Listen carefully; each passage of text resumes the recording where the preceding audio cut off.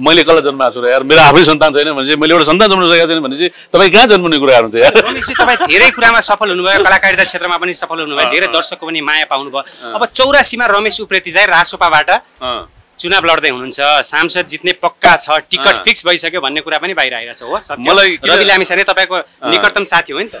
मलाई किन तपाईँ खुसी भएको हेर्न चाहनुहुन्न? एकदमै हेर्न चाहन्छु। तपाईँ राजनीतिमा आउनुहोस्, मन्त्री हुनुहोस्, प्रधानमन्त्री हुनुहोस्, देशको सेवा गर्नुहोस्। म मन्त्रीभन्दा ठुलो छु अहिले। अहिले मन्त्रीले यति गाली गर्छ, मलाई कसैले गाली गर्दैन। मन्त्रीभन्दा म ठुलो मान्छे हो अहिले। विचारले, दर्शनले, घमण्ड छ। विचारले, दर्शनले, सोचले र मेरो भिजनले अहिलेको मन्त्रीभन्दा म धेरै राम्रो मान्छे हो। ताकि म कसैलाई मार्दिनँ। कन्फिडेन्ट हो। मैले अन्याय गरेको छैन, देशमा चाहिँ गद्दार गरेको छैन, कसैको पैसा लुटेको छैन, गरिब मान्छे शोषण गरेको छैन। सुन्नुहोस्, सपना देखाएको छैन। कुनै पनि नेताले सपना नदेखाइ चुनाव जित्दैन। अनि तपाईँ त्यो सार्थक हुन्छ? त्यो सपना बेचेको हो नि त। मैले कसैलाई सपना बेचेको छैन। मैले सिनेमामा काम गरेको छु, सकेसम्म मान्छेलाई मनोरञ्जन दिएको छु। मैले कसैलाई सपना बेचेको छैन, कसैलाई रुवाएको पनि छैन, कसैलाई शोषण गरेको छैन। त्यसकारण आइम लक्की भन्न खोजेँ मैले। प्रधानमन्त्री हुनुहोस् रमेशजी, तपाईँलाई धेरै दर्शकहरूले कलाकार मात्र होइन देश बनाएको हेर्न चाहन्छ। तपाईँले देश नबनाउने, म देश बनाउनलाई कुर्सीमा जानुपर्छ र? होइन, जानुपर्छ, नेतृत्व त हुनुपर्छ नि। मेरो साथीभाइ गयो भने त म साथ दिइहाल्छु नि। मेरो साथीभाइ गयो भने म उहाँलाई गाइड गर्छु, सबै कुरो साथ दिन्छु, राम्रो राम्रो भन्छु, नराम्रोमा अब्जेक्सन गर्छु। रवि लामिछानेले त तपाईँले बचाउन सक्नु भएन, केही गर्न सक्नु भएन। उहाँले अहिले हेर्नु त पीडादायी जीवन बिताउनु भएको। न म डक्टर हो, न म भगवान हो, होइन। उहाँलाई के भएको छ र? उहाँको पक्कै पनि अलिकति टफ टाइम छ। हेर्नुहोस्, कुनै पनि राजनीतिमा माझिन पनि यो किसिमको फेज पार गर्नुपर्छ के। यो त सिक्ने हो, यो होइन, यो अहिले सिक्ने उहाँको सुवर्ण अवसर हो। यो उहाँ हिजो होइन, उहाँ एकदमै नेता बन्नुभयो तर राजनीतिज्ञ बन्नु भएको थिएन। अब यो समय उहाँले अहिले सिक्ने मौका छ। उहाँले सिकिरहनु भएको छ, पढिरहनु भएको लागि एक न एक पटक जेल जानुपर्छ। जेल होइन, उहाँले जसरी बुझ्नु भएको थियो नेपालको राजनीतिलाई, नेताहरूलाई जसरी हल्का रूपमा चाहिँ बुझ्नु भएको थियो, अहिलेको यो घटनाले मलाई सब होइन रहेछ। यहाँ त आफू नै बलियो हुनुपर्छ, आफू नै धेरै कुरा भन्न खोजेको भने शकुनीको जस्तो चार सोच हुनुपर्ने रहेछ, होइन। अब यो पुरानो प्रविधिको मान्छेहरूलाई ढुक्कसँग चाहिँ विश्वास गर्नु हुँदो रहेछ भन्ने कुरा चाहिँ उहाँको अहिले घटनाक्रमले सिकायो नि त, होइन। रवि लामिछानेको अनुहारमा पनि प्रचण्ड, केपी ओली, शेरबहादुर देउवाकै छाया देखियो। के फरक भयो त? उहाँले त प्रचण्डको छोराभन्दा कम हुनुहुन्न भनेर ज्ञानेन्द्र साईले त बारम्बार भन्नुभएको छ, होइन। ज्ञानेन्द्र भाइ पनि तगडै छ मान्छे, होइन, उजासिल छ, यङ हो, केही गर्ला, होइन। अब रविजीले पनि केही गर्छु भनेर आएको हो। अहिले उहाँलाई चाहिँ होइन, उहाँले परिचय अहिले दिँदै हुनुहुन्छ नि, रिजल्टै आएको छैन। जब अब 84 पछि आउला रिजल्ट, होइन, 84 पछि रिजल्ट आउला। उहाँले काम गरेर उहाँहरूको काममा पनि अनियमितता भयो, भ्रष्टाचार भयो, यो भयो त्यो भयो भने चाहिँ अर्कै कुरा। अहिले त अब यो मिलिजुली सरकारमा गएर कति कुराहरू चाहिँ त्यहाँ टर्म एन्ड कन्डिसन हुँदो रहेछ क्या। मैले बुझ्दिनँ यो राजनीतिक कुरा है, तर उहाँको काम गरेर हेर्दाखेरि उहाँले फुल्ली काम गर्नु नपाएको हुनाले यस्तो कुरा भएको हो। मलाई लाग्छ अब एउटै कुरा चाहिँ के हो भने, म के अपिल गर्छु भने, देश त बनाउने राजनीतिज्ञले हो, होइन, पोलिटिसियनले नै देश बनाउने हो। अब युथहरू आउनुपर्छ के। अरे युथले मात्र गर्छ र इच्छा शक्ति हो नि रमेश। कस्तो बुढो सोच गर्नु? होइन, इच्छा शक्ति पनि शक्ति चाहिँ बलियो हुनु पर्छ। दृढ इच्छा शक्ति भयो भने अभाव र गरिबीको भूभागमा पनि समृद्धिको तपाईँ जब तपाईँ यङ हुनुहुन्छ नि, तपाईँको ब्रेन पनि यङ हुन्छ, तपाईँ फिजिकल्ली पनि हेभी राम्रो हुनुहुन्छ। त्यसो भए विश्वकै सबैभन्दा ठुलो प्रजातान्त्रिक देश, वैभवशाली देश अमेरिकाका राष्ट्रपति डोनाल्ड ट्रम्प यङ छन्, चाइनाका राष्ट्रपति सी जिनपिङ यङ छन्, इरानका राष्ट्रपतिको कुरा गर्नुहोस्। अब तपाईँलाई म पढाउँछु। अब सुन्नुहोस्, इरानको राष्ट्रपति कति वर्षदेखि हुनुहुन्छ? हिजोको दिनमा यङै हुनुहुन्थ्यो उहाँ। सी जिनपिङ कहिलेदेखि हो? नेता आयातुल्लाह खामेनी, भ्लादिमिर पुटिन कहिलेदेखि हो? अब एज 20औं वर्ष चाहिँ शासन गरेपछि त बुढो हुन्छ नि त। तर एउटा कुरा होइन, सी जिनपिङको त शक्ति त 2012 पछि उहाँ शक्तिशाली बन्नुभएको हो, तर उहाँ पनि त 72 कटिसक्नु भयो नि त। त्यही भएर मानिसको मनमा ली कुआन उन कति वर्ष थिए उनी? यङ थिए। सिङ्गापुरमा ली कुआनले सुरु गर्दा एउटा टापु, मलेसियाको एउटा टापु लिँदै गर्दा उहाँ यङ हुनुहुन्थ्यो। यो कुरा म पनि जानकार छु। जीवनको 80-84 वर्षसम्म उहाँ काम गरेपछि त यस्तो हेर्नुहोस्, अमेरिकामा किन कुरा गर्न मिल्दैन? आउनु अगाडि त केपी शर्मा ओली, शेरबहादुर देउवा पनि त यङै हुनुहुन्थ्यो, प्रचण्ड पनि त यङै। तर ह्यान्डओभर गर्नुपर्छ के, रिटायरमेन्ट त हुनु पर्यो। म अरूलाई ह्यान्डओभर गर्नु पर्यो के। आफू त एउटा चाहिँ सर्भिसेन्ट जस्तो एउटा चाहिँ एउटा मोनिटरिङ गर्ने एउटा गार्जियन भएर बस्नुपर्ने हो नि त। सजिलो छ कि ह्यान्डओभर गरेर? तपाईँले पनि ह्यान्डओभर गर्नुहुन्न। मैले के ह्यान्डओभर? कलाकारिता क्षेत्रबाट रिटायर फिल्म बनाउनु अझै छाड्नु भएको होइन। म कसरी ह्यान्डओभर गर्ने? म बुढो भएको छु र? म त बुढो हुनु पर्यो नि, 60 वर्ष हुनु पर्यो, 70 वर्ष हुनुभयो अनि ह्यान्डओभर गर्ने हो। अब अहिले त काम गर्ने बेला हो नि त, काम गर्ने बेला त काम गर्नु पर्यो। राजनीति र फिल्म फरक छ हेर्नुहोस्।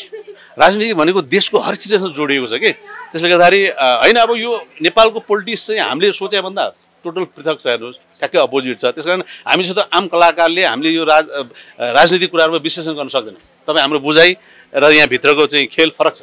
त्यस कारण हामी बाहिर बसेर युट्युबमा अथवा मिडियामा इन्टरभ्यू दिँदै गर्दा रवि लामिछानेलाई चारैतिर घेराबन्दी भयो होइन, त्यही भन्दै हुनुहुन्छ। अब मेरो सुनाइ बुझाइ त्यही लाग्छ होइन। अब त्यति धेरै निर्दोष हो, अब त्यो त उहाँ दोषी र निर्दोष त उसमा गइसकेको छ नि त, कोर्टमा गइसकेको छ नि त। हामीले त न्यायपालिकालाई विश्वास गर्नु पऱ्यो नि, सम्मान गर्नु पऱ्यो नि।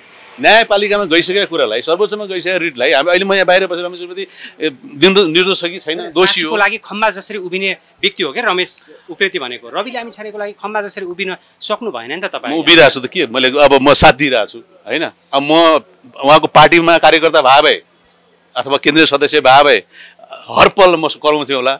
म आफ्नो पेसालाई पनि एउटा चाहिँ सम्मान गर्नु पऱ्यो, दर्शकको फिलिङलाई पनि सम्मान गर्नु पऱ्यो।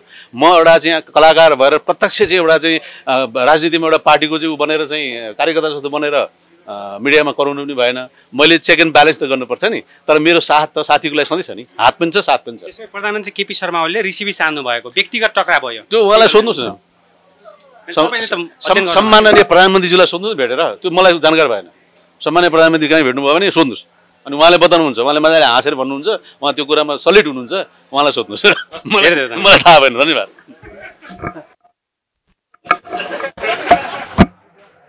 कसरी अगाडि बढिरहेको छ तपाईँको? ब्युटिफुल छ जिन्दगी, आफैमा लाइफ इज ब्युटिफुल। व्यक्तिमा भर पर्छ तपाईँले जीवनलाई कसरी बुझ्नु भएको छ। जीवनलाई सहज रूपमा र सरल रूपमा बुझ्नुपर्छ। जीवन कम्प्लिकेटेड छैन, व्यक्तिले कम्प्लिकेटेड बनाउने हो। त्यसलाई मलाई थाहा छ जीवन के हो भनेर। रमेश उप्रेतीको जस्तो ब्युटिफुल लाइफ त सबै नेपालीको नहोला नि, तपाईँ सौभाग्य हुनुहुन्छ होइन, भाग्यमानी हुनुहुँदो रहेछ। आई एम ब्लेस, मलाई माया गर्नुहुन्छ। माया पाएपछि, गाली भन्दा माया पाएपछि मान्छे अलिकति रौनक चाहिँ आउँछ है, यो हो। त्यस कारण सत्कर्म गर्नुपर्छ, सत्कर्म गर्नु। खुसी भएपछि एकदम आफैमा ऊर्जा आउँदो हो, फेस पनि ग्लो भइरहेछ, चम्किरहेछ होइन। यो कसरी हो? यो आफैभित्र छ। खुसी हुने कि दुखी हुने कि आफूलाई पीडामा राख्ने कि आफूलाई एकदम ऊर्जाशील बनाउने कि आफू मतलब अप्टोमिस्टिक हुने कि हतोत्साहित हुने भन्ने कुरा चाहिँ स्वयं व्यक्तिमा निर्भर गर्ने कुरा हो। मैले अघि भनिहालेँ नि, जीवनलाई जसले बुझ्छ नि त्यो मान्छेमा दुखी हुनु पनि केही पनि छैन। तपाईँ हामीले लाने केही पनि होइन है, अलि यसो गर्नु पऱ्यो चाहिँ। तपाईँ हामीले लाने केही पनि होइन, नलिएर केही आएको थियौँ, अनि लाने पनि केही पनि होइन। सो हामीले ओरिड हुनु पनि केही पनि छैन।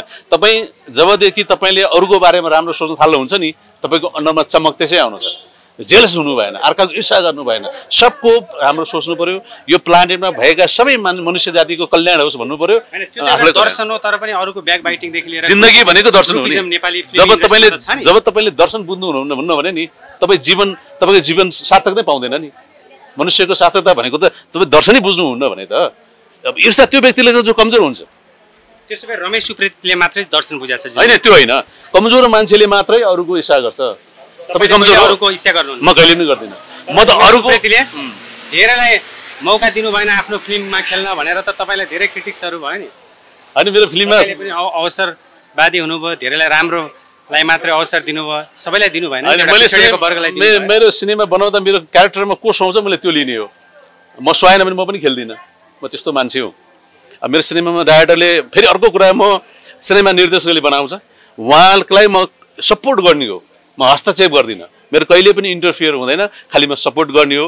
उहाँले चाहिँ रमेश दाइ यो क्यारेक्टरमा फलाना मान्छे सुहाउँछ भनेपछि गो हेड भन्ने हो। मैले कहिले पनि दोहोरो कुरा गरिनँ, यो हुँदैन, मेरो नयाँ पुरानो यो त्यो कहिले पनि भन्दिनँ। किनभने मैले डाइरेक्टरलाई इन्टरफियर गर्नु भनेको सिनेमा राम्रो भन्दैन। मैले त्यो बुझाइ थियो, जस अनुरूप मैले दिवाकर भट्टराईले जसलाई ओके भन्नुभयो मैले पनि ओके भने, त्यति हो। मेरो कहिले पनि भेदभाव पनि हुँदैन, त्यो सोच हो। दिवाकर भट्टराईले दीपिका पर्साईलाई ओके भन्नुभयो, तपाईँले पनि ओके भन्नुभयो, उसको लाइफ पनि ओके भयो, लाइफ अल राइट भयो। रमेश उप्रेती जी, तपाईँ कलाकारिता क्षेत्रमा 2.5 दशकभन्दा लामो समय अनवरत रूपमा अगाडि बढ्नु भएको छ होइन। तपाईँको महत्त्वाकांक्षा के हो कि पुरा भइसक्यो तपाईँ? मेरो महत्त्वाकांक्षा छैन। किन छैन? नथिङ। मैले जीवनमा सबै कुरा एचिभ गरिसकेँ। अब मैले ब्युटिफुल्ली ह्याप्पीली जिउने हो। घमण्ड सबै एचिभ गरिसक्नु, सबभन्दा ठुलो माया पाउनुपर्ने केही छैन। अब तपाईँले मैले गुमाए पनि छैन, पाउनु पनि केही पनि छैन। सबभन्दा ठुलो माया पाउनु थियो, अथाह माया। दर्शकले लगानी डुबे रमेशजीको ऐश्वर्य मात्रै सफल भयो, धेरै त डुबेका छन् नि। होइन, अब त्यो मैले कहाँबाट ल्यायो र मैले बाबुबाजे प्रोपर्टी अथवा जग्गा जमिन अथवा बैंक ब्यालेन्स दिए त होइन। मेरो आफ्नो कमाइ आयो गयो, के फरक पर्दैन मलाई।